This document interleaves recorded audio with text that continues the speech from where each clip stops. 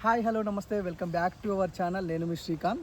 ఈరోజు మనమైతే ప్రస్తుతం అమలాపురం గ్రామం అంటే అమలాపురంకి సంబంధించిన బండార్లంక విలేజ్ అయితే ఉన్నాం. బండార్లంక విలేజ్ నుంచి కొద్దిపాటి దూరంలో ఇందుపల్లి అనే గ్రామం ఉంటుంది. ఈ ఇందుపల్లి అనే గ్రామంలో అయితే ఉన్నాం.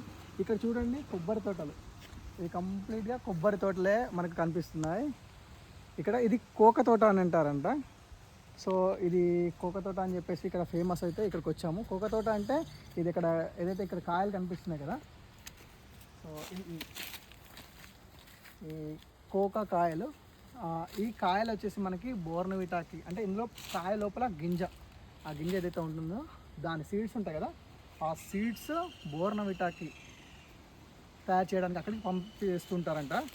సో ఇక్కడ మనం చూసుకున్నట్లయితే కొబ్బరి తోటలో ఇవి కంప్లీట్గా ఇక్కడ కొబ్బరి బోండాల కోసం కాకుండా, ఈ కొబ్బరికాయలు ఏదైతే ఉన్నాయో కొబ్బరి బోండాల కోసం కాకుండా కొబ్బరి కాయలు కొడతాం కదా గుళ్ళో, అక్కడ వాడుతుంటాం కదా, సో వాటి కోసం మెయిన్గా అయితే ఇక్కడ ఈ పంట తీసుకుంటారంట.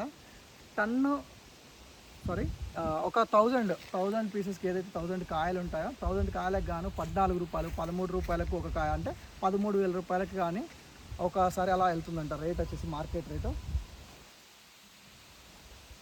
సో ఈ విధంగా అయితే మనకి ఇక్కడ చక్కటి వాతావరణం అయితే ఉంది. అదేవిధంగా నేచర్ ఎంత బాగుందంటే చాలా అంటే చాలా పీస్ఫుల్గా ప్రశాంతంగా అయితే ఇక్కడ ఉంది. ఇక్కడ కీటకాలు లాంటివి ఏం రావా మరి? ఇంత దట్టమైన అడవులు ఇక్కడ ఏంటంటే మనం వీళ్ళని అడిగితే చెప్పింది ఏంటంటే ఇక్కడ పాములు, త్రాచు పాములు అయితే ఎక్కువ తిరుగుతుంటాయంట.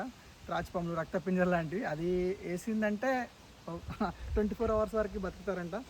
సో కొంచెం జాగ్రత్తగా అయితే ఉండాలి. రైతులు మనకి ఇప్పటిదాకా ఇక్కడే ఉన్నారు. సో ఇప్పటికి తోటలోకి వెళ్ళిపోయారు.